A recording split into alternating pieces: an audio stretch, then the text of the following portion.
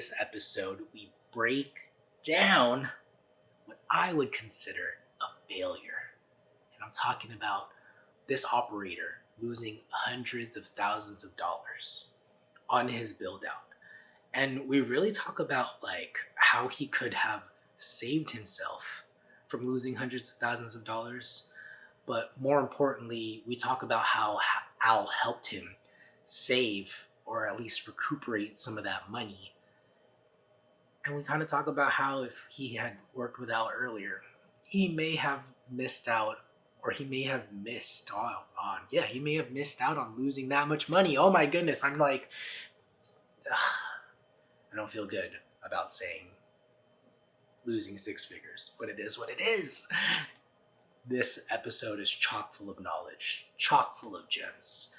Sit back, relax, and enjoy the show. And remember to always ask, what's good, Doe? Last time I saw you, we were at Expo together, and I can still think back being at Expo, and it's been just nonstop since Pizza Expo. And after flying from Pizza Expo, going up to see Ryan and Marcus at Helipi right after each other, then coming back home and jumping on a plane, flying to the Middle East to go to Kuwait, which was just like an unbelievable experience I thought Bali was cool, but going to the Middle East to be in Kuwait, was a whole nother experience and so many different challenges to make pizza. And it was one of those things to where, seeing pizza in another country is one of those things. As a traveler, as a consultant, it's inspiring, I would say, to continue to push harder and challenge myself more, right? Even with this project I'm doing now, it's shit I've never done before, right? I was telling you, I'm like, fuck, it's like I'm blending some Molotov cocktail of straight dough flours that I think are going to make a great crust. And Brett was there. You saw it today. And he's like, did you think it was going to be this good? And I was like, yeah, I knew it was going to be this good, because as a consultant, I got to be like, yeah, I knew it was going to be that good. But in the back of my mind, fuck, that was really good. And I was like, shit, let me jot that one down. So it's like, I got to be able to keep my cool and be able to know that we've hit a win, but also stay humble, right? And it's like, yeah, the pizza we've been making is amazing. And I think, I would bet everything on that, but I'm always pushing myself to go, well, there's always going to be that next person or that next client that wants to push it even harder than this client, or someone who's presenting me with a challenge that I may have never encountered before, right? The big thing right now is conveyor ovens and deck ovens and styles. What is the next style, right? How do I integrate, or how do I scale with my styles now? That's been a lot of the calls I've been getting in these last couple months. A lot of it has been people really want to, level up their dough recipes. It's like we said months ago, it's all about the dough. And people hear it now, and they can finally understand what I'm saying when it's all about the dough. And, through the last projects, it's been a true testament to show those findings from being on site from those clients. A lot of the issues were in the dough. At Marcus's place at Helipi, Marcus's whole big thing is he had overthought his dough recipe to where we created a process that paid respect to the exact same looking pizza he created. If you look at Helipi today and Helipi before I showed up, the pizza looks identical. It hasn't changed. But I didn't go in there and do some pizza Buddha. It's now Alistair's looking fucking crust, What I did is empowered Marcus with a process he can scale. Keeping respect to his original look, we played with a couple different flours to achieve that look that he desired out of his Capone oven versus to what he's going to do versus selling slices and his pan pizza. His biggest challenge is, Al, how do I teach my team to do this? Because I'm doing it. I'm working 4 hours to do the Sicilians, and when I show up there is number one selling slice. I'm like, holy shit, Marcus, we got to make fucking Sicilians like crazy. Bang, bang, bang, bang, bang. Amy's up there asking for another Sicilian. Let's have them on backup, So empowering Marcus with the process and documentation. I mean, really, those guys, that family, really saw the gains from their dough upgrade, right? And dialing it in is what I like to call it. And I can almost get emotional thinking about what that did for that family. Even Amy calling me, messaging me months later, maybe a month later after their toast went in. And there was a message from Amy and Marcus, her saying, I couldn't believe it. This thing has helped so much as a business owner. Yeah, this system. Yeah. And I tell people, look, these companies don't fucking pay me. Toast, I mean, they tell me they're going to send me a royalty check for all these. I haven't seen a fucking dollar. But I still believe in the system. As for me, and I tell people that clients like, hey, how come these guys aren't paying you money? You sell their shit like crazy. And it's like, look, guys, it's not about, I'm not about the money. I want something that works for them, right? So the win for me was that message from Amy, right? I knew it worked when Amy saw that she had control of her business, right? And that was the biggest win for me. So I think in the travel, it's been about travel, but it's also been about people, right? So I've gotten to see so many different cultures, so many different problems, so many different experiences, hear so many different challenges of their growing pains, right? What worked, what didn't work for them, what they're seeing now, what they think they should be paying attention to is kind of been where I'm shifting my energies, right? On directing my clients. Sure. Yes, let's make the best dough recipe. We're going to make the best dough, and they're always worried about that on the first call. It's like, are you going to make my pizza crispier? Yeah, we're going to make the pizza crispier. But when I come in, we're also going to get control of your business, right? And we're going to get control of your dough. Yes, we're going to make great dough, but it's not going to be me just showing you how to make the dough and I'm gone. It's going to be me showing you how to make that dough, but also let's focus on the other aspects of the restaurant, right? Break down the word control of my business, because I feel like everybody has like a different idea of what that means. And maybe you can talk about Helipie specifically, like control, empowering. These are big words, very different in the lens of different operators. But like, what specifically did that mean for them? And I'll use two operators that have been seasoned operators in this game that have been recent consults. Oh yes, only because I'm glad you had mentioned that, because I think Helipie had it down. Yes. So when I saw them reach out to you, I was like, wait, what? No, Marcus is, and I was surprised too. I was like, he called me and he's hey, Buddha, remember when we met at the Summer for Harvest? I remember I said I was going to hit you up because I'm interested in the automation. We didn't even spend any money on any new equipment. We didn't buy any new equipment. You didn't get the water meter. You didn't get a dough divider. We didn't do any of that. And that was a lot of stigma, around what I do. People always think, oh, Pizza Buddha, he's going to make you spend a shitload of money, make you buy this fucking divider. He's making money on Dude, I don't make any fucking money off of that. I have a certain client who wants a machine to divide their dough. They got the money to do it. They see the ROI. They're going to purchase that machine. Sure. So, and it's Marcus's biggest thing, his gain of where that word control comes into play, is it's that Marcus got control in his documentation. Marcus's control is now he has documentation to where this exact story is what happened. Marcus called me. He had someone call out on a Sunday. He couldn't be at the restaurant. Ooh. It was a Friday night or something. Sunday night. A weekend. Busy night. The fucking busiest time. The worst time of when every shit goes. I mean, we all know as operators, shit hits the fan on Friday night at fucking 6:30. The fucking walk-in goes out. Of course. When it rains, it pours. So it's like, if it couldn't be as bad already. So he had messaged me and said, because we'd put up the guides, and we had everything built out on documents and they had scales. Yeah. He'd hired a pizza maker that day. This guy's first day on the job, he's making pizza. Obviously, he knows how to stretch, so they taught him how to use their dough. Okay.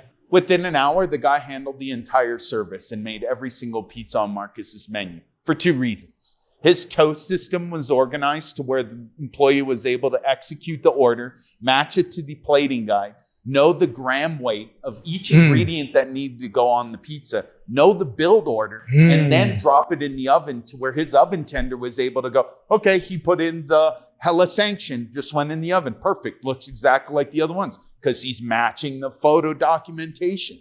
So Marcus had messaged me that night, and the same thing between Marcus and Amy. I've been getting these like all the love. Amy messages me, or I'll message Amy on Instagram about something, and it's just I just love and it's ironic I'm wearing his shirt today because that's why we're starting with them.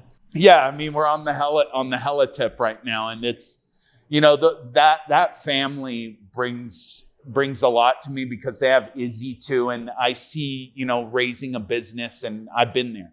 And his documentation, having that armed in his, back pocket, of having that spend of me going in, systematizing, documenting his plating guides, his dough process, that same story lent into his brother-in-law. His brother-in-law recently was working for him, who was making all his dough, doing all his prep. Yeah. The week after I left, his brother-in-law lets him know, hey, I got to go leave. I'm going to go work on my professional job. Ooh. So any small pizza operator knows if you had, if there's a family member running in your pizza shop, they're probably doing more than the average hourly employee's doing. Yeah. And your expectation or responsibility over that, not inherently, right on top of them, but subliminally you feel like you have to give them more responsibility, right? Yeah. He leaves. Marcus now has to find someone to make the dough. He now takes a guy who was on the pizza line, who he'd seen opportunity in wanting to do prep, hands him the Pizza Buddha dough process binder. This guy's making dough that next week. So all of this is where Marcus has control of his business. This is where Marcus can now be at home with Izzy. He can be at home with Amy on a Sunday night. That folding into the next layer of control, Brian at Rose City Pizza. Rose City Pizza, another veteran pizza place. I just left Brian a week and a half ago. On that last tour was the full documentation. I've been working with Brian in Rose City for it's almost been 6 months since I've been with them. That's crazy. I've been to the restaurant twice. This last time I had to close their original Rosemead location because the landlord had tripled the rent, which is catastrophic. His father had helped build that pizzeria. There was a lot of sentimental energy involved. It was a sad time. And I tried to be a positive light in the family and try and invigorate them. Hey, there's a lot of opportunity. We can keep the spirit of your father alive here in the location you own as a family. They own it. So going in there, giving Brian the control, he had no control of his pizzeria. He had no control of his prep.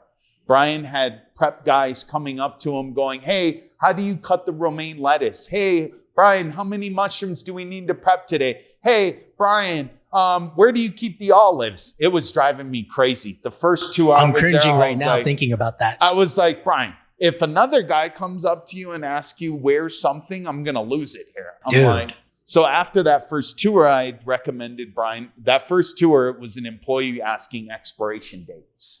When does this expire? When does this expire? When does this expire? Brian's going, dude. I'm like, are you even telling him the right dates? Is that the same thing you said yesterday? Because yesterday I think you said 3, and now you're saying 2 to this guy.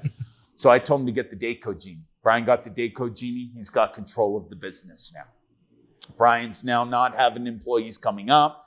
He's doing that. That was layer number 1. Layer number 2, which is truly powerful, that really took him to the next level, is Brian is now doing daily prep inventory, what I call WIP, work in progress. WIP is a manufacturing term that I like to use, and it's work in progress. What I call WIP is when it comes out of the Grande bag and goes into the Cambro, that is accounted for as money in the bank already. That is cost of goods already sold. Because I took it out of the manufacturing container, I can no longer return it. I can no longer resell it.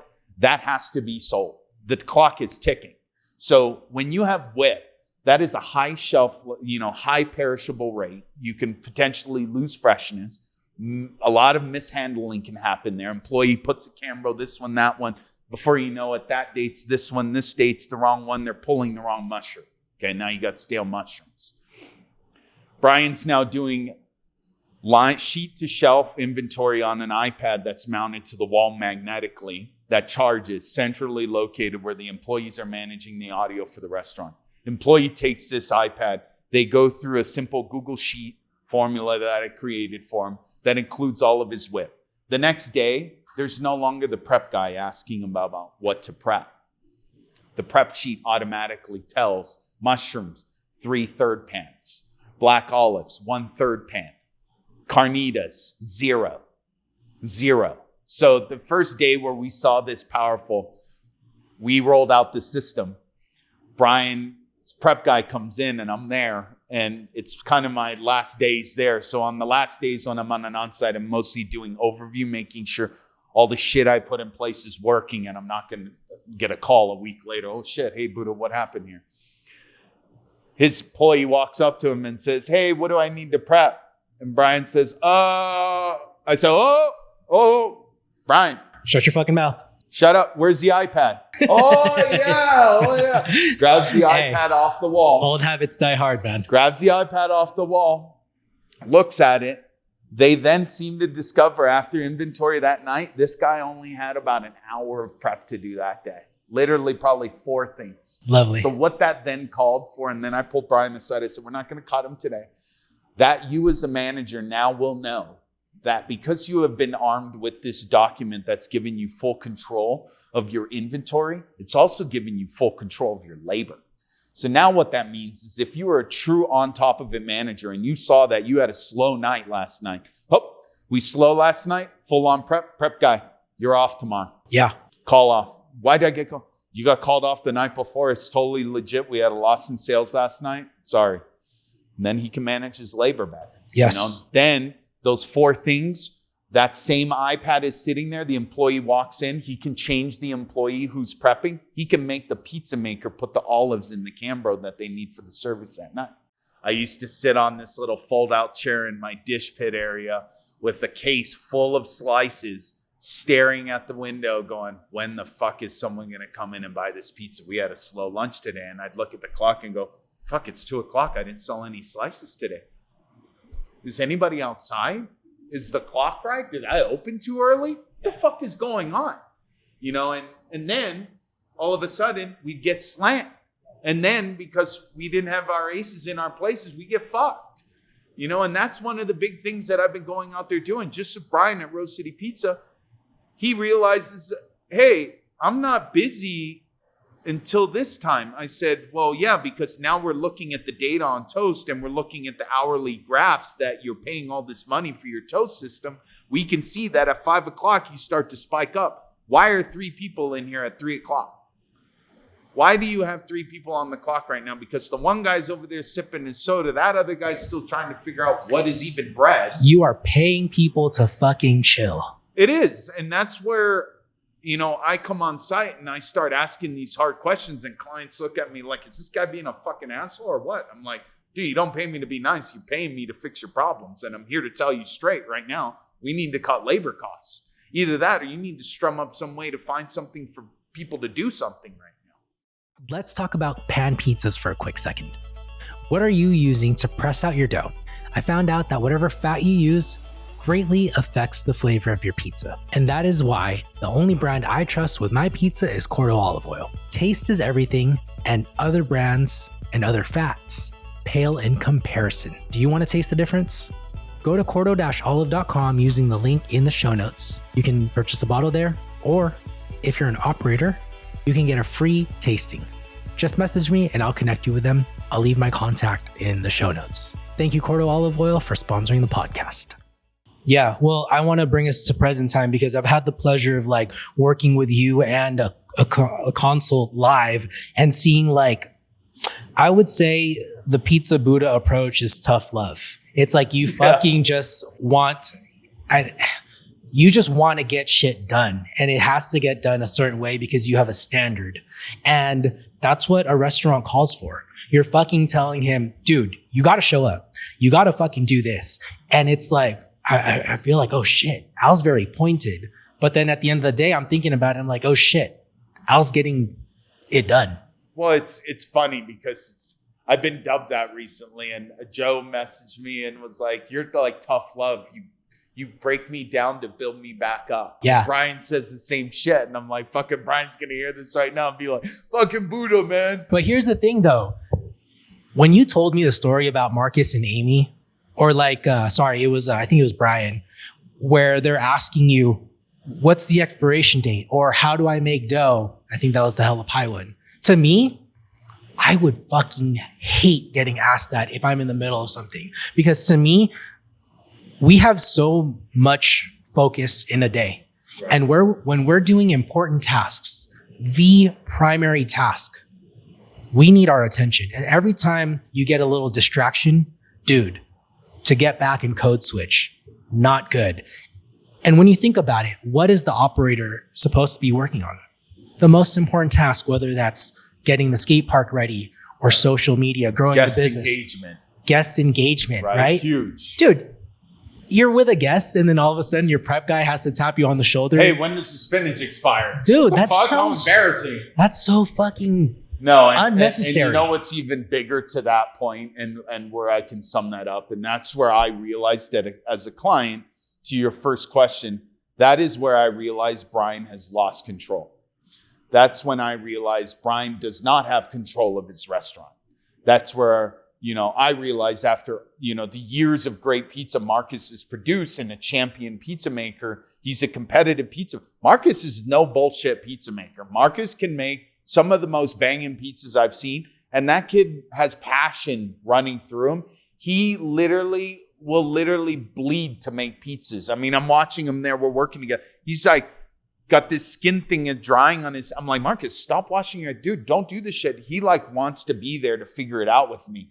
Like he's the type of client, like I said last night, like Marcus is the type of client who, when we were talking last night, I was like, hey, do you think Brett, if I asked Brett to go back and make the dough tonight, he would go back and make it? Remember I said last night, I said, hey, let's text Brett and ask him when we go to dinner at 9:00, if Brett, it would go make the dough tonight and bag it. That's where I look at a client like Brett and Marcus, and that's what sets the tone between the two of them. Marcus is the kind of guy, and I remember there was one night where we did make dough late, and Marcus had to go put Izzy to bed and come back to the pizza shop and wrap Detroit's or some shit. He's that guy. Marcus is the guy who's going to make the world's best pizza, right? Yeah. Brett may be the guy that builds a chain of pizzerias, right? Possibly. But Marcus is going to go to bed at night and look at Izzy and Amy at night and know he's built an amazing pizzeria. And he's going to look at his wife and kid after spending a full day with them and the business is running itself. Yes, and they're going to have a very nice singing Tracy. Brett, on the other hand, is going to build a successful business. He's going to have his own wins in that way. He's that corporate growth, right? He's looking for a different win. And that's where those two type of people, clients are, right? So my question for you is, you seem to have two specialties that I'm hearing about.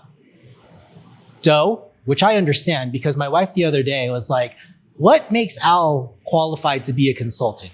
And I was like, dude, this guy's owned a pizzeria, been in dough for many, many years, all that shit. Not a goddamn thing. I just fucking called it pizza consultant. I saw other guys doing it like, legends in the game like Falco. Sure. And him doing it and Slow Rise and Hudsinger doing it. I was like, fuck, these guys can. I didn't see a school in my degree that said pizza consultant. No. But here's the thing. You have run operation, you've been there, blah, blah, blah, right? But I think being system oriented has to have come somewhere. Yeah. Where does that come from? It really stems from my background in college. In college, I got my degree in entrepreneurial studies. I minored in finance and travel industry management.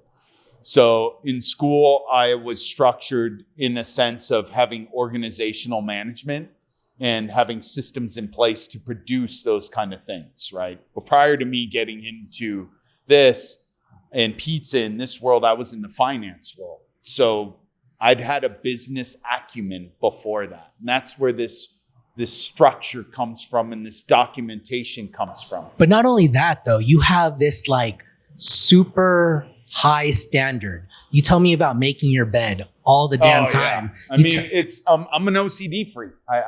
There's no question about it. I'm a clean freak, and I think taking that as a child being diagnosed with ADHD and having to, over the years, I smoke cannabis, and I smoke cannabis not in the sense to get high. I smoke cannabis in the sense of I feel like the guy on that movie, with Brad Pitt, where he takes that blue pill and he could fucking learn 30 languages in 10 minutes. Yeah. He's like a lawyer in 2 seconds. Like all of the busyness comes to play. Right? Yeah. And when I write dough recipes, I'll disappear, smoke a couple joints, and poof, here comes fucking DTC sliced dough recipe. And, how do we fix the Detroit's doing this? I don't know. Let's think of this. I mean, finding that momentum, God for granted, in Kuwait, it was a little bit difficult. No drugs there. No cannabis. No alcohol. I don't know how you survived, dude. I don't know how you survived. No, I was good because I was so busy and I'm so driven and I'm so excited when I'm surrounded by people and equipment.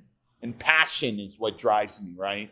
And these guys in Kuwait, Wahab and Hamid, are the most passionate dudes in business guys that are so involved in culinary that I've met in a long time. It's been a long time that I've worked for a group of guys who have a lot of money, who have a very large company, but are very, very, very, very in touch with what the food and guest service is like.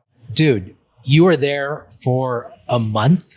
Yeah, 27 days. What the fuck? Yeah, it was awesome. Dude, I bet. I missed Carly, but it was awesome. It was a great time. And to be in the Middle East, to embrace culture as an American, to see what the stigma as an American you would think of the Middle East. Because I told people, I remember being at Expo meeting people and they'd be like, oh yeah, where are you going next? I go, oh, I'm going to Kuwait. They go, what the fuck?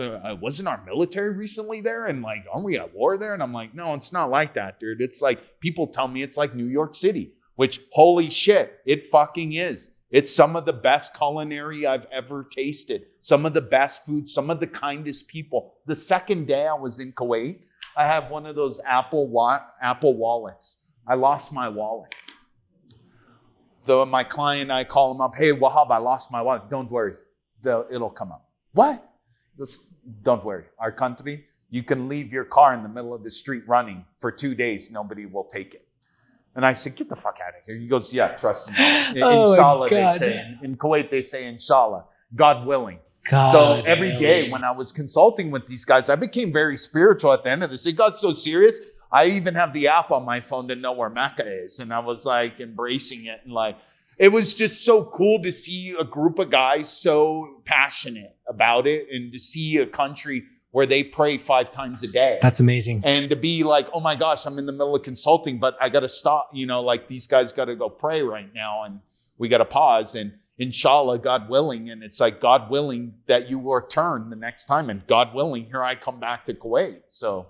And do the expats, the non-Muslim people also stop and pray out of respect to everyone? It depends. In that country, if you're Muslim, they'll stop and pray. But if you're not a Muslim, it's like a normal day. That's cool. And they have a private, in most areas in Kuwait, you'll find, or in any Muslim country, there's prayer rooms. So when you get to the airport, there's a prayer room. In the mall, there's a prayer room. There's mosques everywhere you go.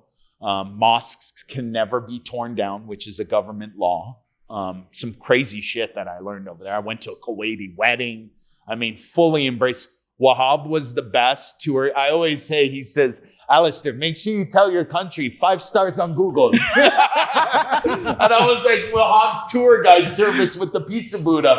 And this guy's like consulting. I'm like, because every day I would consult. I would be at the factory, arrive on site 6 a.m. Wahab will show up around 9 a.m. But by 2-3 o'clock, he'd say, come on, let's go. Time for tour guide. And he'd take me and show me the country. That is so sweet. And it was just like, but at that same time, we were discussing the business. Oh, I'm sure. We were discussing what's next. I'm sure. Alistair, how are you going to help me? How about this press? Is this press going to work? He was in doubt. He was like, I remember because Hamid, his one partner, has been to America. Yeah. This guy's tried every press in the planet. My God. They could not believe that they were in so doubt. They're like, this American, he doesn't know shit. This thing isn't going to work. They were blown away when they saw this thing work. He was like, let's order 13 right now. Wow. I mean, it was without a doubt. So they wanted you for your technical understanding, and they also wanted you for your dough. They wanted me for my technical understanding. They knew I had background with Zoom. They had known about Zoom Pizza. That's crazy. So they knew I had touched automation. They know I'd worked with manufacturing. They know I'd done scale, right? Sure. And that's one of the biggest things that I have in my back pocket is not only do I work with tiny operations, I work with large factories as well too. That makes you dangerous, dude. It's dangerous. I mean, because what it did is, I mean, you see it in the time that we've come back and we've been connecting since I've been back. I mean, the stuff I learned making, 4,000 pounds of dough a day, and I was pulling off some crazy. I brought Caputo Americana to Kuwait, high protein flour, trying to make newer stuff. They hated it. They did. They hated it. They were like, we don't like this flour. I ended up using Caputo Blue and was pulling off. If you see some of the pizzas, go back to my tour in Kuwait and you look in my highlights. All of the pizzas I made in Kuwait are all made off of Caputo Blue 00, the Neapolitan flour that everybody says, oh, that will not make crispy pizza. Not with the Buddha. What did you do? Did you just up the hydration a bit? I actually upped the hydration, but it was more in the mixing method. Like you witnessed in this last tour here at DTC Slice, I'm incorporating an intensive mixing method. Okay, so just mixing and which hot. you see in Instagram where we're pulling the dough. And I did it at home a couple months ago to kind of settle that dispute of what this all is. Sure. People think it's some secret dough that we do.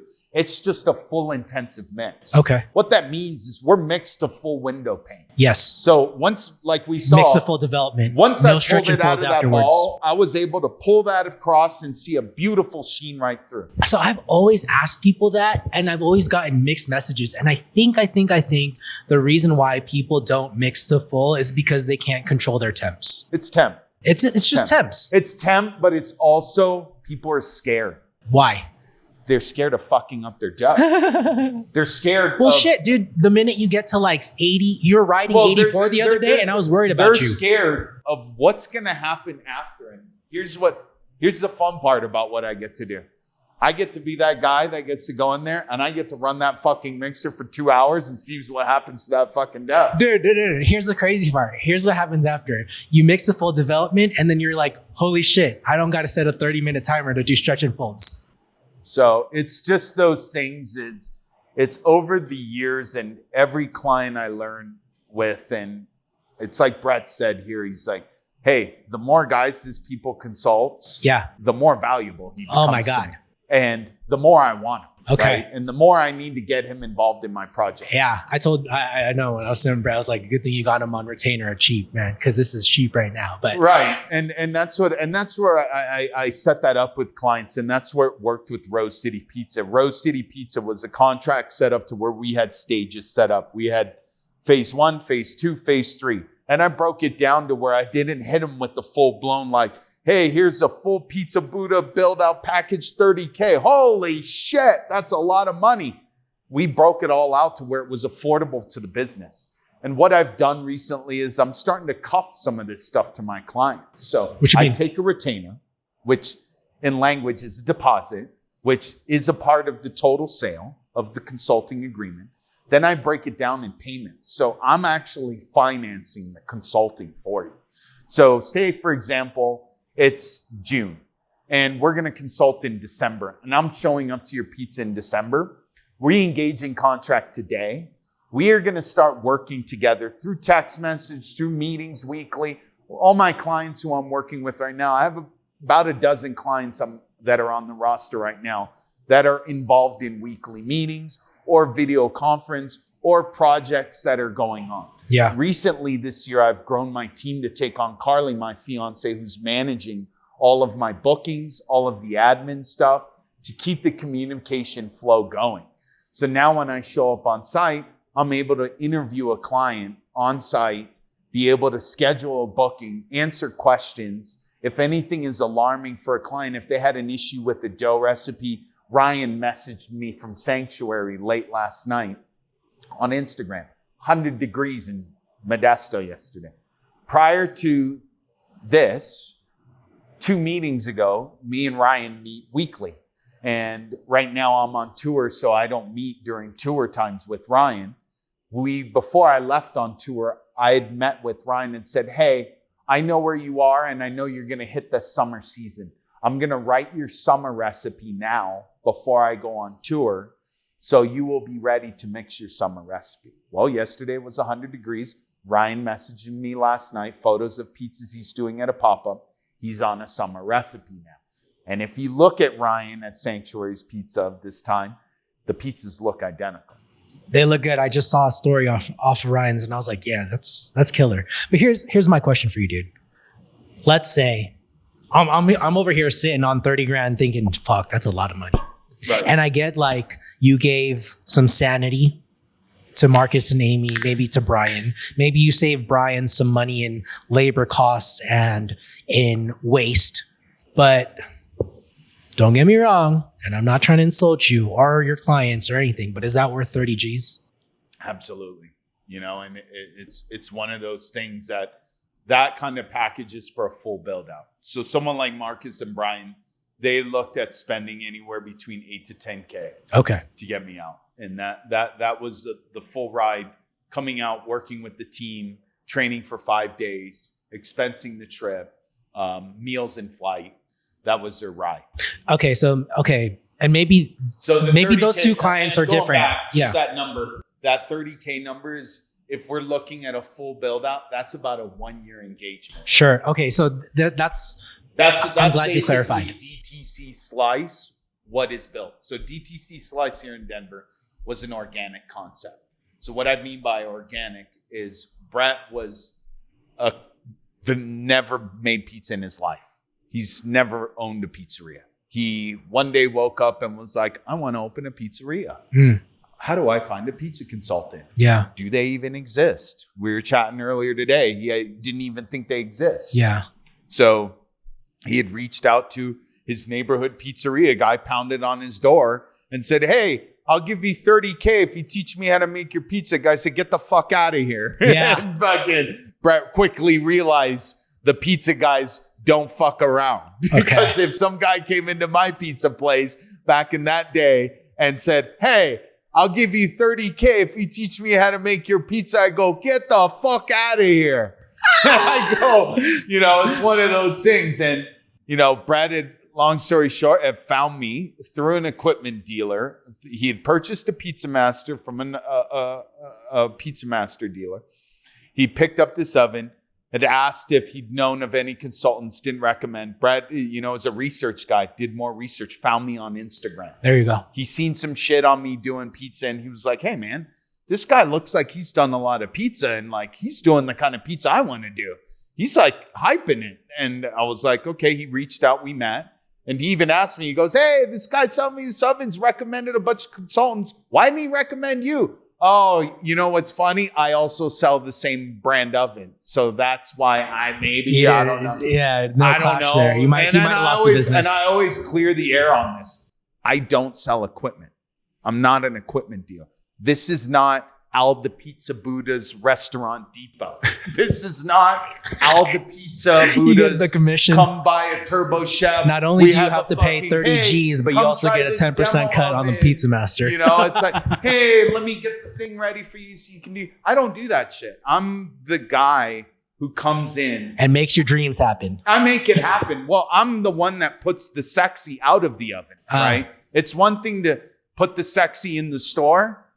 I'm the guy that comes in and makes the customers keep coming back to look at the sexy. This is the real life shit. Okay. So real quick, I just want to come back because we're going to talk a lot about this build out, right? Because I think that's going to be the bulk of this episode.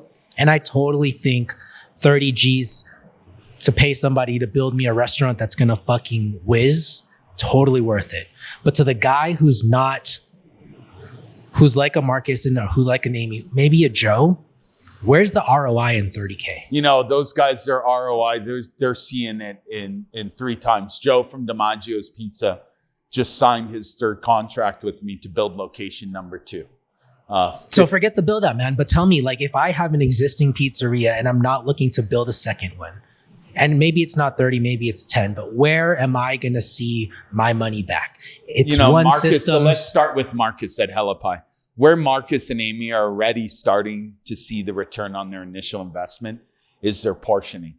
Their implementation of portion scales and getting control of how much cheese is going on their pizza has paid for my trip already by now.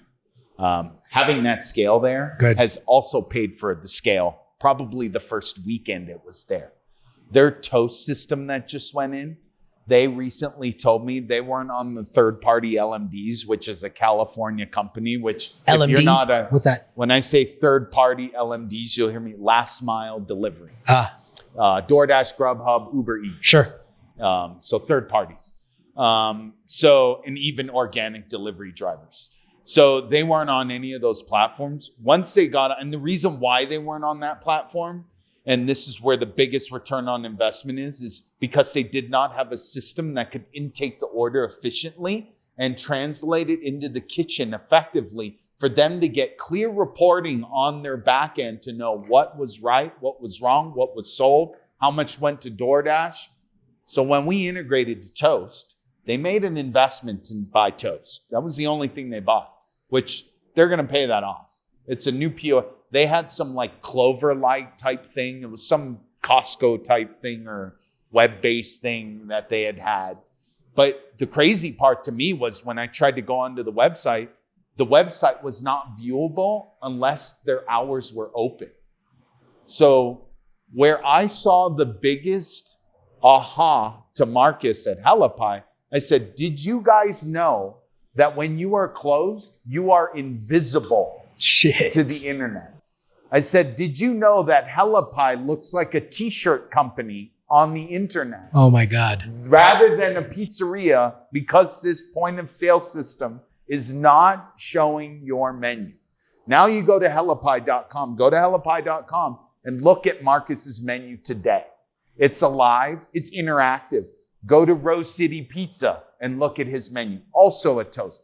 Again, your online I don't presence. Toast. These are just systems that work in my portfolio that all of my clients have access to, and I can help scale them. Yeah. Right? And it all boils down to systems, because when you tell somebody, go clean the trash cans, you tell 100 different people, you're going to get 100 different results. But this business has to have one standardized procedure, standardized operating procedure. And I think it's just ignorance from some people when they start a business, and no blame to them. It just has to get done. Well, it's two things, right? And I said it with Brian when we were there. We did a shitload of cleaning out when I was at Rose City. Even Carol, his mom, was like, Brian, what are we throwing away? And it was just, one of the philosophies I believe in restaurants. If you have a restaurant and a brick and mortar and you have clutter, what I call it, and what I call it is, it may be clutter. You did a special pizza and you have a spice on the shelf and it's not being used anymore. That should not be on that shelf. If that pizza's not going to be there anymore, or if you brought in some kind of shaver to shave a chocolate on there for some freaking thing, that should not be in there. In your restaurant should only be the tools that are required to execute the products that you have on the menu. Big franchises think like that. Starbucks thinks like that. When you look at a Starbucks, you never see a dish bin filled with some random fucking tongs and cutters. You would never see a Starbucks employee rummaging back there trying to find a knife or something to take the egg, sandwich out of that toaster. It is all in place. Every single thing. And every time as a baker, I go to a lot of fucking coffee shops. So I spend a lot of my time in those lines, especially in a Starbucks, or I don't go to McDonald's at all, but I honor their systems, right? I watch these In-N-Out, Chick-fil-A. You look at the big dogs and you watch what they do. Apply 1% of that to your pizzeria and you'll become a better operator. Okay. We've wrapped up on systems. Part 2, we're going to talk about this build out. But dude, clearly systems are needed, are essential to business, are essential to fucking being able to say, I can step back. Yeah, it's systems. It's how you're laid out. And that's a lot of what I do. And Adam Alpaya reached out from Pizza Pie recently. they're getting rid of the original location, and he's asking his question to me, and he, much respect to him, and I'm humbled that he thinks this way of me. Like the way I can put my eyes on a space and figure out how to make something out of nothing, right? I can look at a space and find opportunity on relaying something out, right? Brian at Rose City Pizza it's famous now, his dough room in LA. He has the only dough room in the pizza land. Very cool. The pizza pack in LA, temperature control, right? So it's systems, it's layout, it's facilities, and then it's recipe. Then we work on recipe. Then we work on branding and marketing. And that's what I've helped Brian do. How do we paint the graphics on the wall? What color should we design the pizza box? What should it say on the four corners? There's so many big things to business, and it has to hit on all levels in order for it to run. And let's just face it, we don't know it all. We don't got it all, but you are somebody who has all these years of experience, and you're continuing to learn from consult to consult, which makes you more and more valuable over time. So it might be 30K today. It might be 100K tomorrow. Oh, man. Whatever it may be, you're helping people grow to where they want to be, where they see their business. And at the end of the day, I just want to empower pizza makers. I want to empower. Dude, when you told me that on the phone, I almost cried. As a pizza guy, I'm dedicating my career to empowering more of my pizza maker friends. And that's why I take on clients from all walks of the pizza world, right? Everyone from my boy Ryan at Sanctuary hustling in 100-degree on his Mugnini oven, all the way to clients in Kuwait with factories, all the way to my clients like Brian at Rose City, all the way to guys like Brett who have never even touched a spiral mixer in his life. The guy literally put the rounder inside out today. And I was like, oh boy, we're going to have some issues here, dude. We got to do this over again, dude. It's empowering my client to feel the same joy that I think me and you share, or the high I get from this pizza. And you know what? There's a lot of high to take in working in pizza, but it's hard to hit that high, metaphorically speaking, if you're stressed out and lost. You know what I mean? One of the things pizza makers spend the most money on is cheese. Every time I have a catering event, cheese is my biggest ingredient cost. But what if I told you there's a cheese company out there that lets you earn cash back for every pound of cheese purchased? I'm talking about Bacio Cheese. And their Gold Club Rewards members receive their rewards card every month that can be used wherever Visa is accepted. So the more cheese you buy, the more you can earn. Literally, you get paid to use Bacio Cheese. Now that is cool. Learn more at Bacio Cheese using the link in the show notes.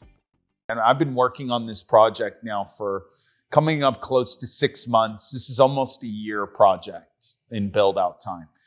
This project is from zero to hero, from build out to training to designing the systems for front of house, employee manual, back-end documents, connecting the client with the purveyor, speccing out the vendor, speccing out the equipment, assisting with the GC, design, permitting, all of that. So you've seen Denver through the lens of one whole year, and you've discovered that with yeast, you just what? It's nothing changes. Nothing changes. Nothing changes. But if someone the way it changes here in Denver is in the summer, we're actually reducing the yeast. Okay. So here I've reduced the yeast right now because it's 95 degrees outside right now, but there's zero humidity here. It's super dry.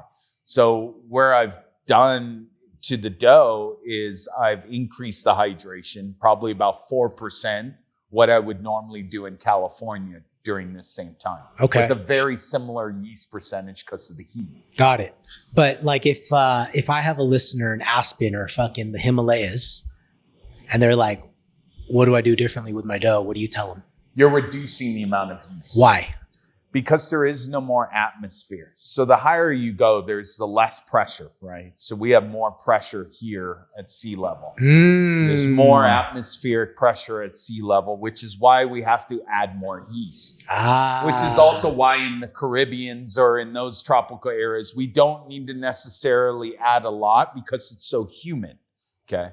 So where that turns into, where we are now is we have reduced the amount of yeast for the summer, but during the winter, we're going to actually make sure our water temperature is warmer here in Denver. Dude. So when I was here in the winter, what is different here in Denver is it's fucking -10. When I outside. saw you on your Instagram, dude, and you were here in the winter, I felt so bad. I mean, everybody messaged me and they're like, how are you going to make dough out there, island boy? So I was like, oh, it'll work. And a funny story about when we made dough out here.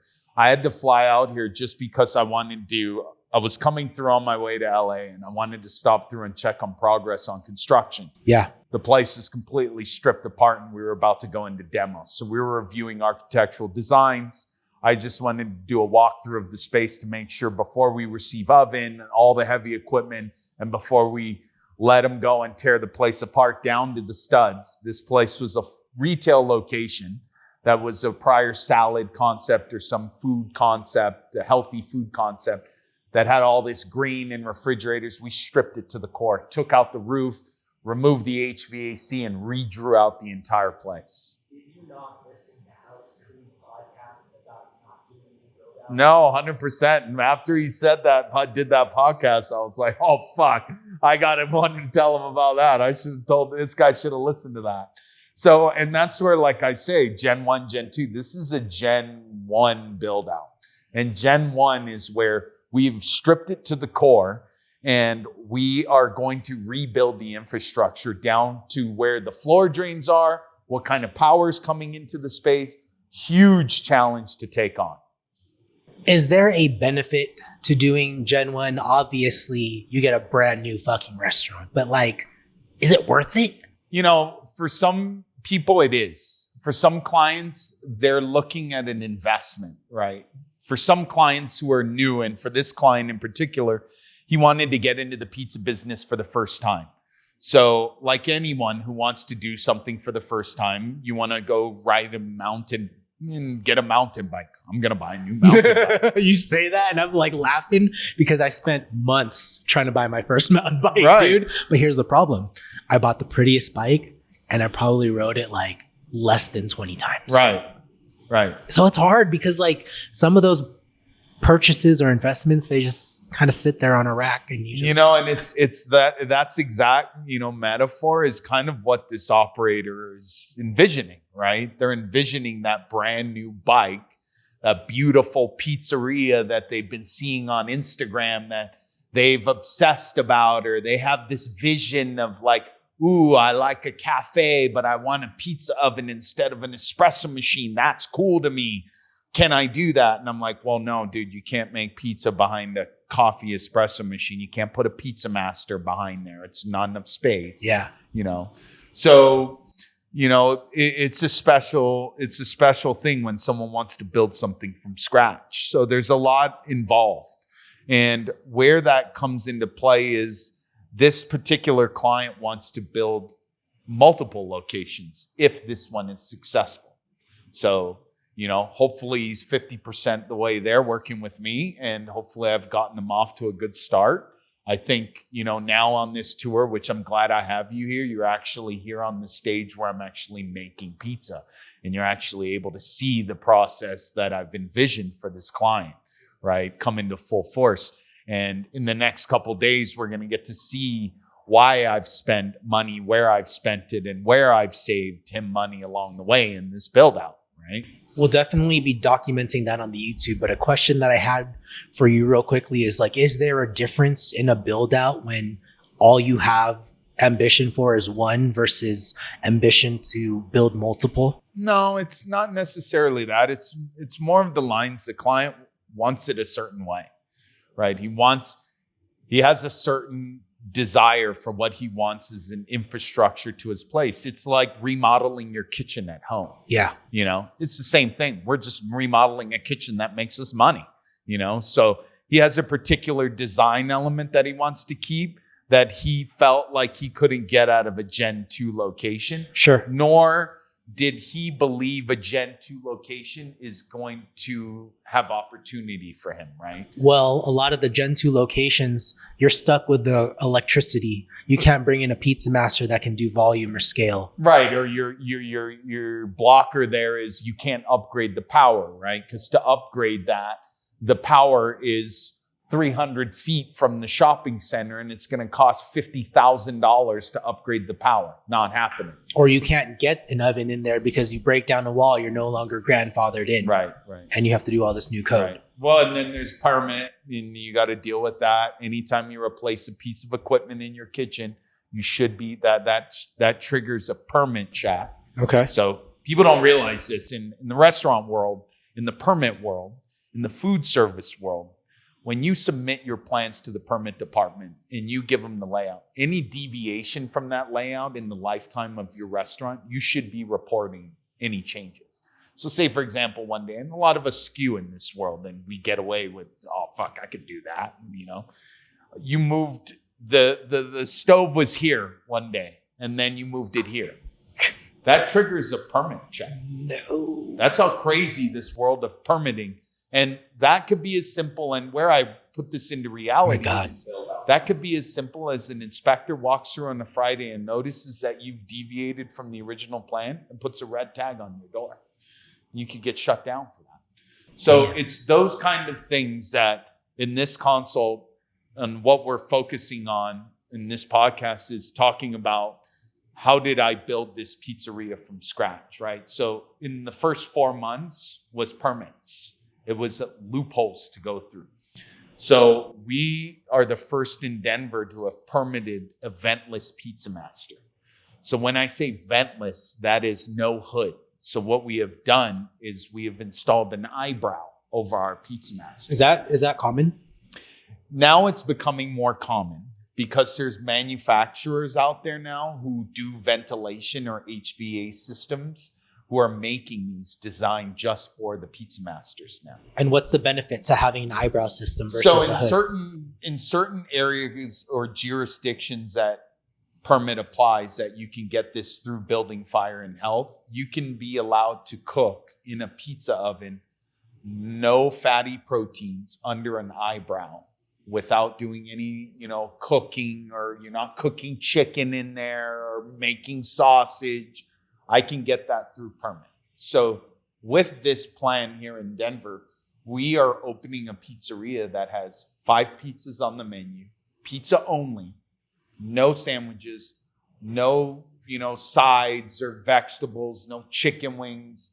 It's pizza, a Caesar salad, and custom creations. So on pizza styles, we're featuring a New York 16, a New York 12, 2 sizes, and we have a Detroit 8x10. All cooked in a Pizza Master 933. So you're not using raw sausage then? We are using raw sausage. We are using raw sausage because I'm going to say that we are not using raw sausage. We're skewing again. It as a lean protein. It's not fatty protein. So we're cooking it on the sausage, and there could be some discrepancy. Oh, melted cheese, that's fat. Yeah. Listen, at the end of the day, what I'm submitting to the health department is a minimal menu that shows that we have approved on that menu. Yeah. And I'm not going to say anything else. It says Italian sausage on there. They're not concerned when they come through and they see we're cooking. These hood systems that are going on these pizza masters, they're not hoods. Yeah. They're actually vents. And they're very clear with that when you purchase one of these. They're ventilators. They actually call them smoke removers. Okay. So they're not hood they're not suppressing. When you use that word hood or type 2 hood, there's fire suppression involved, right? So you have an Ansel system. And where we get away with this is an electric appliance. So it's an enclosed chamber, right? And recently, there's been issues to where people are having issues in permitting in certain areas because they're showing too much on their menu, right? And they're going, oh, I'm doing this, and then they get held up in permitting because they don't need to show all of that right off the get-go. So those are kind of the little loopholes we jump through in permitting process to get us through. Here's the thing. You show your hand too fast, you're just going to create a little bit of headache. Well, you tell too much or you talk too much, then they're going to start asking questions, right? And when I deal with permits in the permitting department, it's all about having proper documentation. So there is supporting documentation that some of these equipment suppliers will give you. For example, Turbo Chef. Turbo Chef conveyor ovens, Joyride Pizza in San Francisco is completely ventless and certified ventless ovens because they give you documentation certifying that is a ventless appliance. So when I submitted the plan check for Joyride Pizza, it showed that those are ventless ovens cooking Detroit only pizza. Yeah.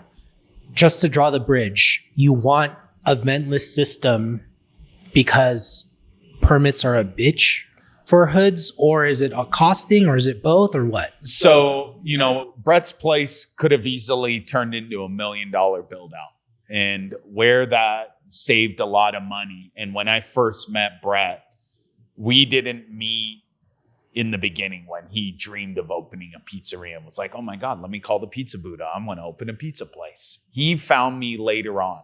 He found me after he met someone who sold him an oven, and he had found a couple pizza places he was inspired by and saw a pizza master and was like, oh shit, that's how you make that guy's pizza. You buy that oven.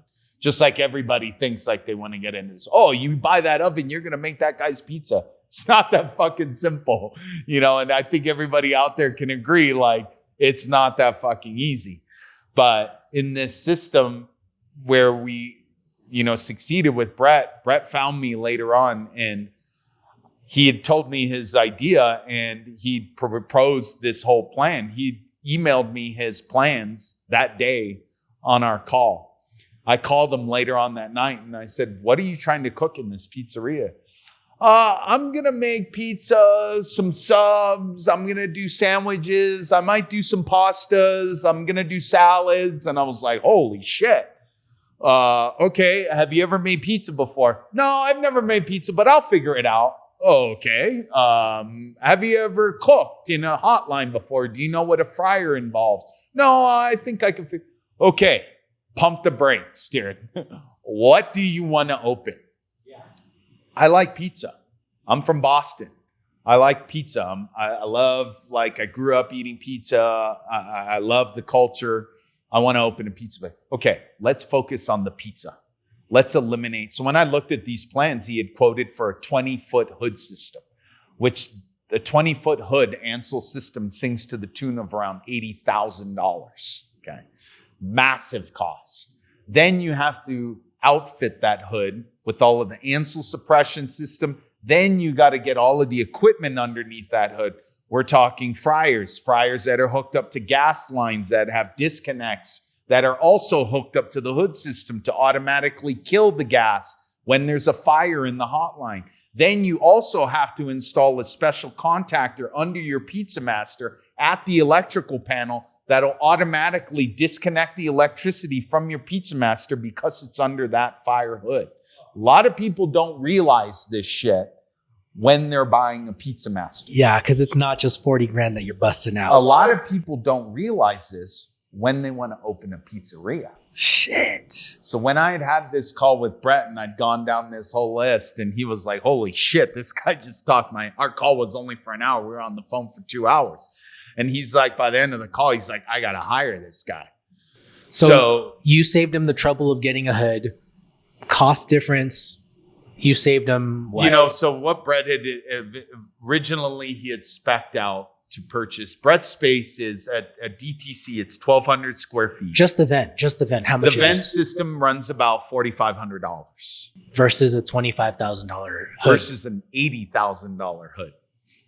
Oh, no. So it was that epiphany right there where Brett realized, holy shit, this guy's not only knows about pizza, he understands how to build a pizzeria. Why don't I get this guy involved in my build? So during that time, during our discovery meeting, I told him, yeah, I can get involved. I do GC work. I can work with your GC. I do build outs. I can help steer you guys through the permitting process. So tell me more about what you've bought and where you are now. Well, I put a deposit in on a Pizza Master 943. Oh, wait, a 943? In a 1,200 square foot. In a 1,200 square foot shopping center. What I would love for you to do before you continue with this story is break down the different numbers on a Pizza Master, the 9, the 4, and the 3. Absolutely. So the first number on a Pizza Master is the series number. So you have a 700 series, 800 series, 900 series, which is the most popular, which is the beast. The 900 series is the oven that gets up to the 900 degree temperatures that sticker says. It's the turbo boost mode.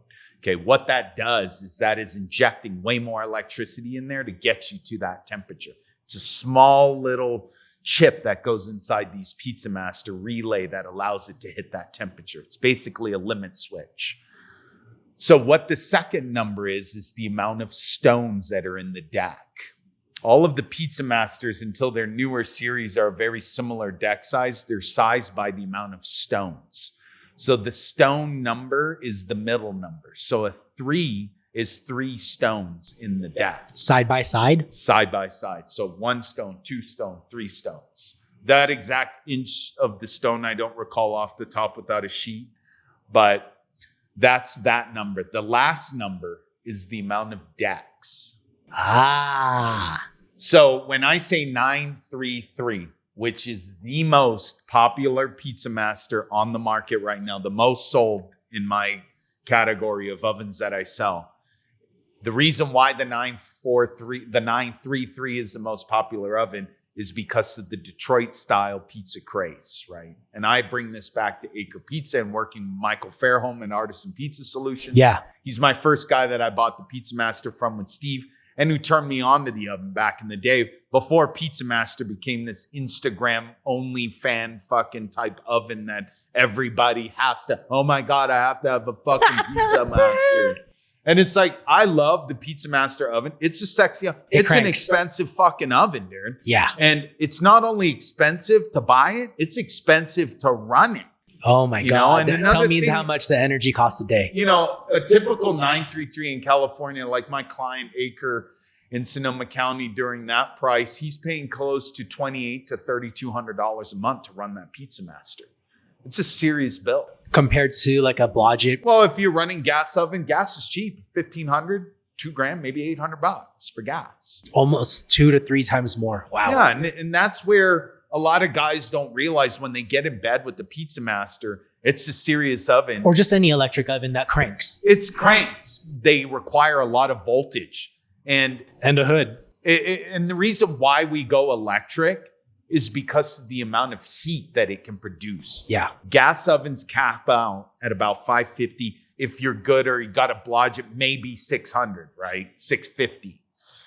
Electric ovens can hit 900. But the biggest thing with the electric oven is the top and bottom control, which is what's made it so popular in this pizza game. Because now we can create doughs with different flours, different hydrations. We can cook pans. We can cook vegetables. We can cook bread. You know, I'm doing bread at Route 1 Bakery. Last year, just was original client of mine. They were one of the first Pizza Masters, I think, out there in this world. There probably was another one out there that did it too, but first commercial bakery, I think I recall in California, using a Pizza Master 800 series, 832, for making baguettes. Then from dinner service, making pizza. Nice. That same Pizza Master just recently got sold secondhand to Sunday Pizza Company, which he's got it in his garage and storage. They're a great oven. They last great secondhand. Is going to open his pizzeria with that. Because he knows that that's a 50,000. He saw the rise in the Pizza Master, which Pizza Masters, if anyone knows who's owned these ovens, if you try and buy a Pizza Master now and you bought one 5 years ago, you're going to fucking scream when you look at the price tag for the exact same oven. Yeah. They've gone up substantially in price. Yeah. That's why we have competitors out there creating ovens very similar to the Pizza Master. Okay. Going back to the story with Brett, he was sold a 943. So he was originally quoted a 943 and he didn't know what it was. He didn't know how big it was. He was sold, right? Basically, You know, imagine going to a car dealership and you had no idea about a fucking Ferrari, and the guy was like, "This is the most efficient car that you could possibly drive in the street." You go Okay, I'll buy it. you go in for a Prius, you leave You with a walk out with Tundra. a Ferrari, you know, and you're like, "Holy shit, what the fuck? I didn't realize." Okay, I guess I'm opening. So that to me was like, that's a huge oven. That's a big price tag. Let's drop the size of the oven. So I told him to drop that down, and he was quoting out a super sexy mixer, like way overboard than what he needed. One of those like, you know, sick ass like mix. I forget even what brand it is. I don't even need to say it, but one of the Ferraris. So I told him, hey, you don't need a mixer like that. We can get good mixes off a more affordable mixer. The price difference between the mixer was probably $23,000 for the original mixer he was quoted. I ended up selling him a mixer that we mixed on the other day for $9,000. What? Mixing even more volume. So it was a mixer half the size of 50 kilo. I ended up recommending him to get an 80 kilo mixer, a bigger mixer for half the price. What does a 3X mixer get you in price? Like an electrical screen? No, you're looking, it's an import. So it was an import mixer. So, and a lot of people, the mixer I recommended was from China. I tote ABS mixers a lot in my consulting, and I recommend them for clients because they're popular in bread bakeries. And the reason why I use them is like I was explaining when we were in the kitchen yesterday, it's on a loose gear, so I can move the bowl when the mixer's off. Cleaning it's easy. It's inexpensive. It works. It never shuts off. The controls are super easy to where anybody can use it. A lot of these other import mixers come with finicky controls. Any regular employee will have an issue trying to use it. Sometimes operators are trying to get a bunch of Ferraris when all they need is a Prius. Well, you just need a Honda. I mean, you can get there in a Honda very efficiently. Honda's a good car. Yeah. You know what I mean? Well, I mean, it's like, I get it. I think we had said it earlier. Some people just have money to spend. Some people don't. Right. And it's the new operator that spends it the wrong way. And that's what I see it.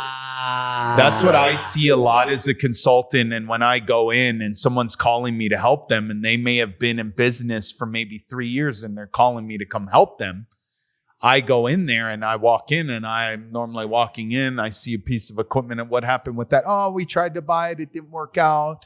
Or why do you have a walk-in this big, but your freezer, your thing is this big? Oh, well, this guy sold it to us like that. And, I got a client I'm about to go visit, and they have one of the AM Roundomatic rounders with the turntable thing on it, like huge. This thing is supposed to be hooked up to an automatic divider, and these guys are hand dividing dough balls with this like industrial rounder. And I was like, so where did you guys get that? Oh, we saw it at an expo, and it was expensive. It was expensive. And I'm like, oh my God, guys, this is, it's taking up a huge amount of space in their little restaurant. So, that was big for Brett. The oven, the mixer. Then we get into how are we going to make the pizza? And how are we going to design the front of house? What is the design of the store going to look like? Are we going to have a slice case? Are we going to have a slice oven? What kind of toppings are we going to sell? What are the quality of the ingredients? Where I helped him on the big build out is working with his contractor on speccing him the proper spec sheets on all of the equipment that we were putting into the space. One big problem that we ran into is, and this is where the disconnect was, we had hired an architect. My client had decided to save some money and hire an architect in a different state than his GC. So the architect's design did not match local code in Denver. Yeah. So we had a massive delay. This project got held up close to 4 months in permitting because we had to redo the drawings. Yeah. Because they did not match code here in Denver. Did he not run the design through you at first? Or he did, and when it comes to that on architectural designs, I'm not a licensed architect, so I don't have the stamp drawings. I can give feedback on general, but per local code, I had no idea about local Denver code. My only responsibility was on the equipment aspect, making sure that all of the equipment that was going into the space was going to pass through permit And I was also going to help give feedback on the design and finishing touches, right? What kind of power are we going to run? What's this going to look like? And you're more talking about like layout, kitchen design, not like the spacing between the freaking joists. No, that kind of like joist work, spacing, that's all up to the GC. So where this or the and the architect. Yeah, and the architect. It's really on the architect on their designing when the CAD drawer draws it all out, what they know for code.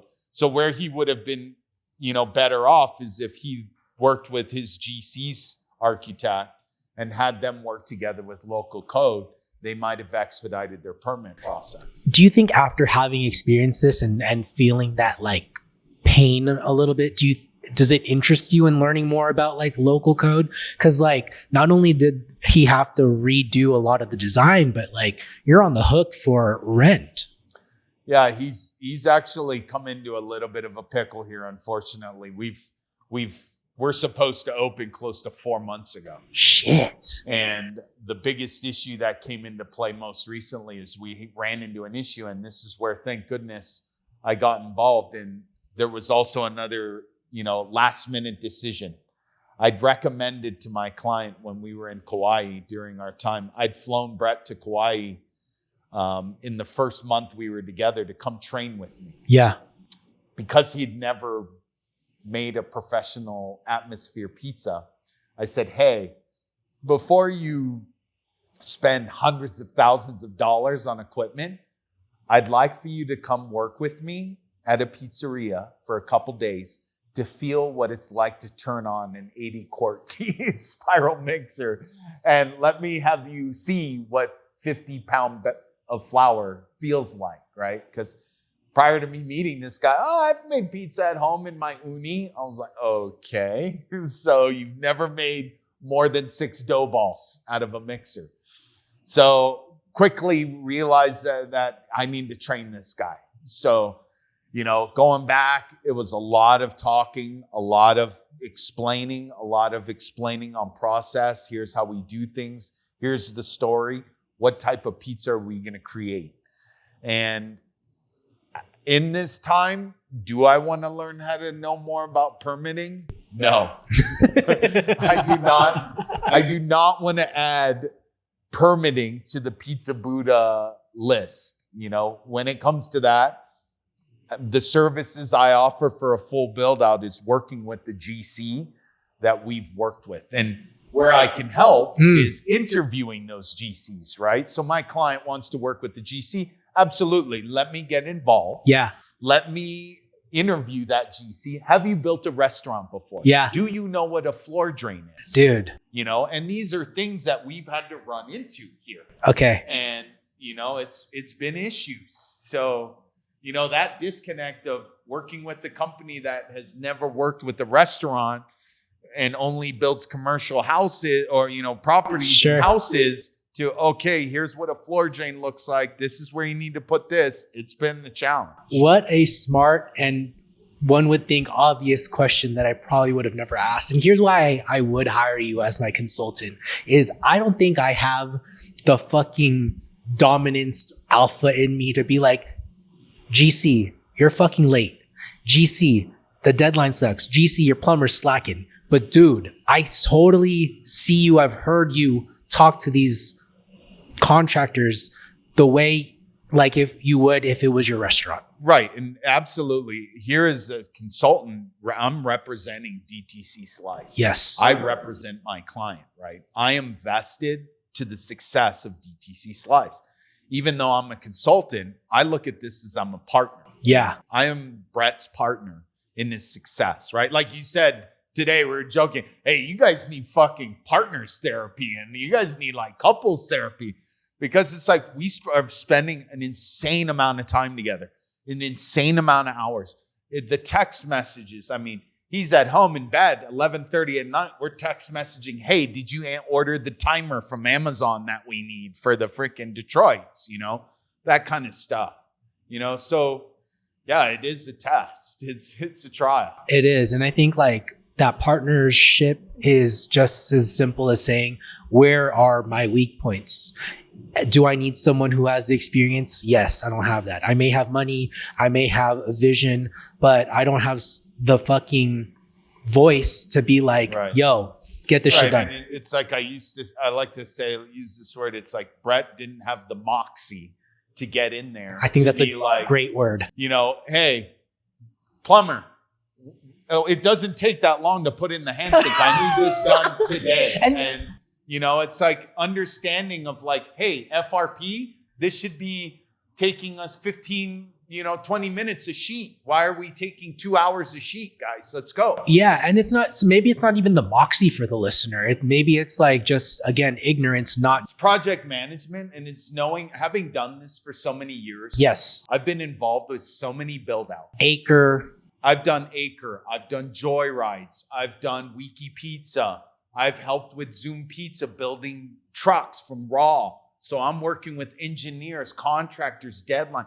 What is it like to get something fabricated? What is it like with shipping and logistics? What is it like to depalletize a refrigerator from Webstaurant? All of these things are issues, right? And how do you help guide the client along that is where I'm applying my experience, right? Along the way, my goal is to get the client open.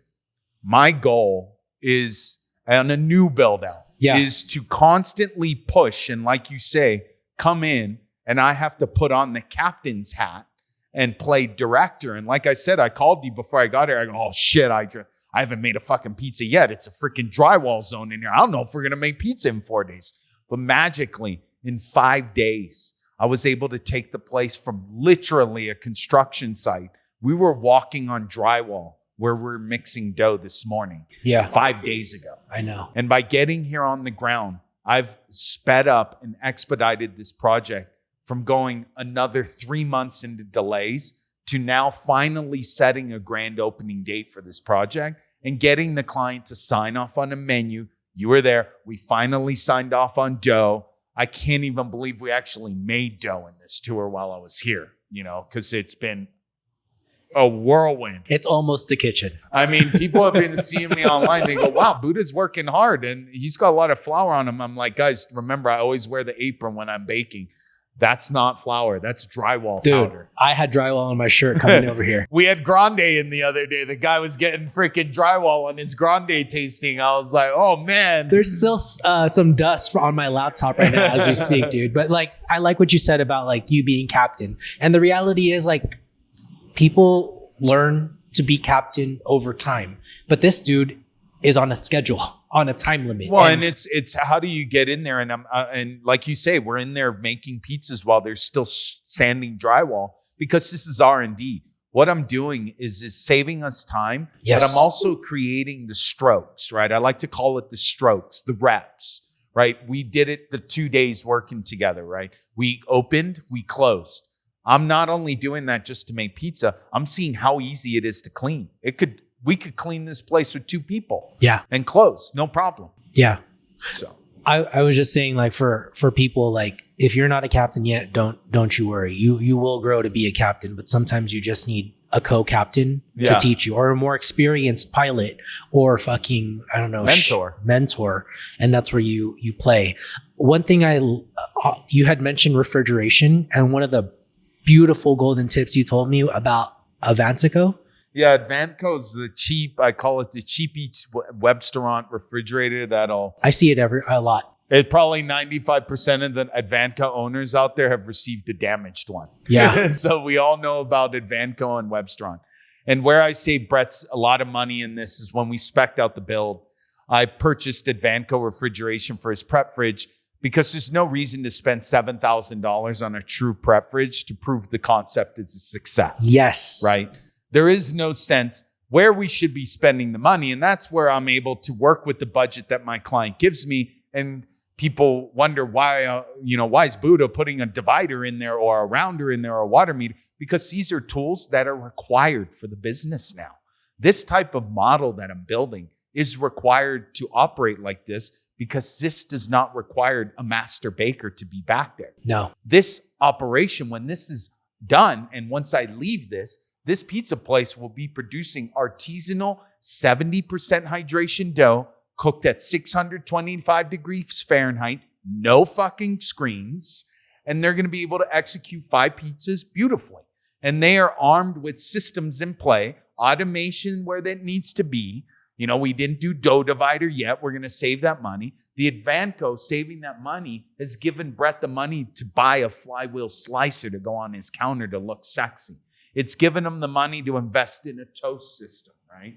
We didn't buy GF, you know, the bougie finishing table, J Boost for our back area. We bought a J Boost for our front table area. So that one's $600. But the table in the prep kitchen's a Regency from Webster, which was $300 for double the size. So it's about sourcing proper products. Yeah. How many Cambros to have, which Cambros to have. That's where when I show up on site to an established business who's struggling maybe in their second or third year, where I find those problems, right? We bought the wrong size Cambros, right? Brian at Rose City Pizza is not prepping to where employees are grabbing a Cambro and replacing an empty Cambro with a new one. They were grabbing prepped ingredient out of a giant 6-quart bucket and dumping it. I call it the farmer's market way of doing prep. Because when we used to do farmer's markets or pop-ups, we put all our shit in buckets, and when we need to refill, go stick your hand in the cooler and fill up the bucket to fill another margarita order. That's a bad way of prepping. It's a very bad way for causing cross-contamination, right? You can make someone sick, and you're also damaging your product quality. So make sure you're flipping your stations, right? Yeah. Yeah. Wow. The whole Eventco, because people are going to be looking at these fridges thinking maybe I could just use them for now. What's the life expectancy on that? 6 to 8 months, maybe a year if you're good with them, you know, and that's like pushing it, you know, maybe 2 years. They don't last long. And the reason is they're, you know, they can last long if you take care of their compressors. So there's compressors on the front of those, the intakes on them. In pizzerias, what I can recommend, this is a free Buddha tip to all operators out there on pizza lines. Your pizza prep fridge has an intake on it. You should be buying a very fine filter material. It comes on a roll. Ask your local HVAC guy for intake filter. It's a white and blue filter like what you would use for an aquarium. Even if you went to the pet store and got the filter stuff for an aquarium, what it does is it filters out the flour. The flour is what destroys compressors. Ooh, is it like dust or just like built up? What flour does to all HVAC, and when I build a restaurant from scratch, the cheapest way to put air conditioning in a space is split units. Right, mini splits. Mini splits. The reason why I don't like to do them, I use them in a pinch if I can't put in a full-blown HVAC ducting system with filter systems up there. Yeah. Because in pizzerias, those intakes fill up with dry flour. They're filled with moisture. When we close at the end of the night, that flour dries. It turns hard. I've owned enough and operated enough pizzerias to have replaced enough split ACs in my lifetime to know that putting a split AC where you have a massive amount of flour is going to cause that AC to either leak water or fail because it's suffocating. The same thing is happening with your prep refrigerator. So a very good PM schedule to practice, to play in your pizzeria is every refrigerator that has an intake, you take a little paper clip and you stick it in that gill and you hook this little filter mesh on there and change that every month. You will notice every month when you pull that filter out, you're going to find a dough ball of flour on there. Oh my goodness. Do not reuse it and put it in your next mix. Throw the filter in the garbage and replace the filter. You will extend the life of your refrigeration. That is where over the years of seeing so many refrigerators and looking through equipment on what fails, gaskets and compressors. If your gaskets are not changed on your doors, your machine, your fridge is working twice as hard. Those are tiny 1/4 horsepower motors in those refrigerators. They are not, and I always get on this, I'll scream at pizza makers when it's dead and they have the hood open to the line. Very common. The pizza line is very hot because that oven is hot. And a lot of our lines in pizza are built very close to the pizza oven to make sure we get the pizza oven fast. Efficiency. You got to close the hood to the fridge. You're working the refrigerator too hard. And in our restaurants, we all know, and there's guys out there who have one of these prep fridges that's probably leaking and they got the fucking towels under there and a whole exercise of how to stop the leaking. And everyone's got that prep fridge out there that puddles on the bottom to where when you close at night, oh fuck, you got to clean that section that had water and touched flour. Now it's a whole nasty little greasy section. Maintain them. Because if you're not closing those hoods, they'll sweat and the fridges will work harder and they'll burn out. A very cheap, inexpensive device you can buy are the temp sticks or thermal sticks.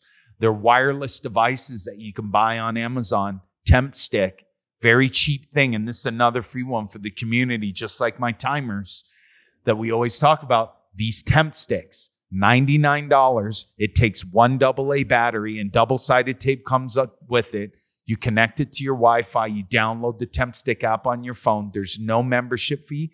You can remotely watch the temperature and moisture in your refrigerators from your phone. You can also get an alarm when that refrigerator has reached a certain temperature. So a lot of my clients out there that have very intensive dough operations actually have one of these sensors sitting in their dough room, because on a graph, I'm actually able to look at the graph for the last 6 months and see the temperature and moisture swing and predict when I need to roll out the summer recipes. You do not want your refrigeration to just die on you randomly. If you can just prevent. There's a lot of money in there in pizza, a lot of money. And in dough, we've all seen it. I mean, I saw it recently in LA.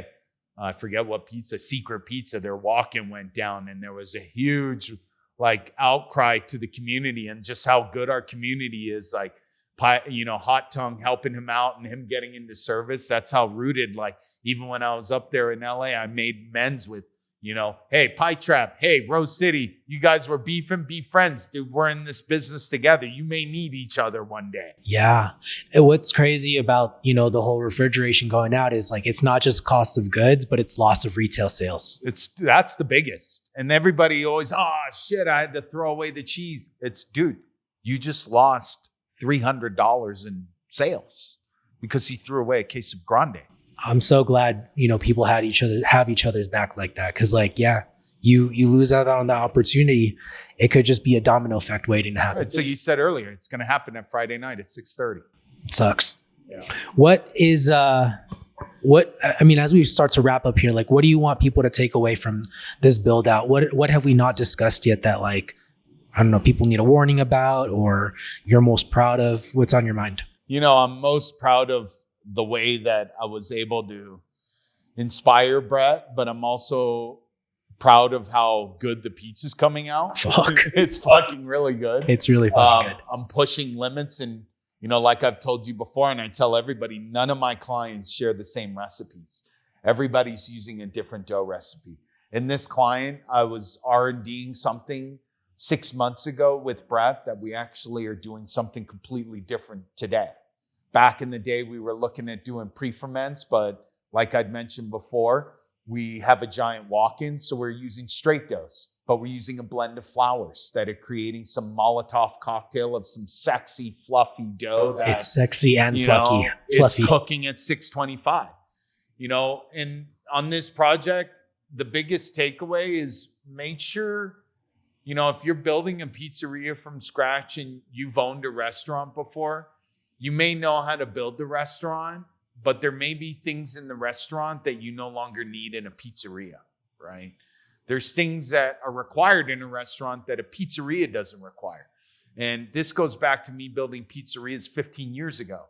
15 years ago, I was building pizzerias and getting through permits as a bakery. 15 years ago, I could get through permits as a quote unquote bakery and not have to install a grease trap because you're not a restaurant. So those kind of things play in different areas, right? And I got a lot of new build outs that I'm working on now. They're starting to flow in and the calendar is filling out this year. I'm pretty much going to set it to where in the next year or so, I may restrict the amount of build outs I can possibly take on just to ensure that I can guarantee the success of those build outs, right? And to me, as much as my clients' names involved, my reputation means a lot to me on ensuring that pizza's successful. Because I know one of the pizza fam's going to go there and be like, yo, fuck, I went to Buddha's place in Denver. It shit sucked, dude. Somebody already hit me up and was like, I can't wait to try the pizza that comes out of there. They're from Denver. Nice. So like, yeah, your name is on there. Yeah. It's not your restaurant, but it is your restaurant. I know. And I'm planning those Buddha stickers on the ovens and on the doors. And like, I gotta, and I want to share what's going on in my crazy mind when it comes to dough, and I want to share the visions that I'm trying to create as far as equipment. So when I meet a client that wants to build a new pizzeria, I get excited because someone like Brett basically told me, build me the pizzeria you would want to build. So that to me was where, equipment wise, I have some cool shit in there to where you're about to see some stuff the pizza world hasn't really seen before, right? We're using, programmable retarders in here now. I'm kind of the pizza Buddha. If you thought, water dosers and dough dividers were sexy, wait till you see what I start doing next. I can't wait to see that. So, there's a lot of stuff I'm working on. There's a lot of room to grow. A lot of traveling coming up, but this project is going to be exciting. The biggest thing I'm most proud about is I'm, kind of following the light of like the newer pizzeria guys that are out there and kind of honoring what they're doing. Minimal is more, right? I believe a lot in the minimalism lifestyle. I believe in minimalism. I apply minimalism to my life personally. I apply minimalism to how I build concepts. I apply minimalism to how I design a concept because I feel like if you walk into a space that feels clean and clear, the mind is clean and clear, and the artist can create. Oh, I love your beliefs in that. And I also think what it ties back to what we were talking about earlier. Brett wanted to build something that's scalable. And if you're thinking about like, okay, what do we have to take on to the next project? I don't have a bunch of baggage that I got to take on. It's just like these essential items and that's it. Pop, pop, pop. Let's get it done. Yep. I love that. That's the deal. So 2 questions for you as we wrap up here. Where are you going next? Next, I am going all over the U.S. again. Next travels is SF Pizza Festival comes up soon. So we'll be back in the Bay. I'm super excited to be going back to Kuwait this summer. I'm going to the Midwest. I'm ecstatic about heading back to our homeland. I finally have been dying to land a consult in Manila. What? And I finally landed somebody. I'm working with Jabroni's Pizza in Manila and building 2 of their brick and mortars. They got fire pizza or scaling them to potentially 5 locations. Those guys, Blake and his team, are doing excellent New York style pizza. They're doing true classics. And I'm excited to go back home and see my mom in the Philippines. And like, she doesn't live there, but my mom, as a Filipino, our moms are always like, when are you coming back to Philippines? When are you going to bring, I'm sure your mom's asked you, dude, when are you bringing the baby to the Philippines? I'm going to the Philippines. She's asking me to bring her, dude. Yeah. She's like, the baby has to come. The relatives have to see the baby. My kids are already 16 years old. My mom still is going, when are the babies coming to the Philippines? Oh my God. So that's going to be exciting. I'm excited to do that. It's a big year. I'm still just trying to stay humble, I'm super blessed to be in this position. I think I'm doing something amazing here for our community, and I think I've got the best job in the world. I tell people all the time, what could be better than like working with pizzeria operators? It's not only the travel and the getting to see the world. To me, the biggest high I get out of this is empowering pizza makers and helping people, right? And the biggest thing to me, even bigger than the operator, is the pizza makers, right? It's the employees. It's the staff that I get to work with. Here in Denver, I haven't got to meet any of the staff yet. When I was in LA, I was working with the entire team. It's always hard to leave the team because they're so inspired. And that's it. That's amazing. I'm excited for you. I'm here for the rocket ship, as I've always told you. And I'm so fucking stoked for you, dude. Congratulations. Oh yeah. Thank you. Final question for you, man. There's no right or wrong answer. What's good dough? Cold water in Denver. Dude. It's hot as fuck. Yeah, stay fucking hydrated. We've got our dough and we're about to make dough today. We have the flour in the walk-in and the water in the walk-in because we have no HVAC because it's 95 degrees. Honestly, there's a lot of pizzerias out there that have either no HVAC or poor HVAC. They're all doing the same thing right now. Flour in the fridge. Oh yeah. I love it. I guarantee you right now during this time in America, there's pizzeria operators starting their mix about now or did their mix before the sun came up. Fuck yeah. Cold water, baby. Yeah. Thanks for being on. Thanks, Idra. Well, there you have it. My conversation with Al the Pizza Buddha. Al, my guy, thank you so much for making the time, for letting me see you in Denver do your thing. Seriously, I am so impressed. I'm so amazed with the work that you're doing. And I really can't wait till our next conversation to see all of your skills stack up more and more and more and experience. And the next one's going to be a fun one. So thank you for being on the show and keep on doing what you're doing. And to you, the listener, many of you have heard Al's story, whether it's the last 3 times he's been on the podcast, whether it's on Alex Kuhn's podcast, Pie to Pie. He's not tired of hearing from you. So please reach out to him and let him know what's good dough. All right. Links to his information will be in the show notes.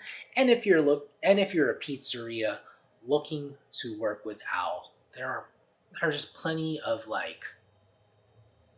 cases now in the pizza world, from Hella Pie to Adam El Paya, Pizza Paya, Rose City. These are the homies, right? Getting consulting services and trusting Al. And then there are also the people that I don't know. Mother Tuckers, the people out in Bali, the Middle East. Like, if you need pizza consulting services, don't make huge, crazy mistakes. Reach out to Al, let him know what's good dough, start the conversation there. I appreciate you for listening. I really do.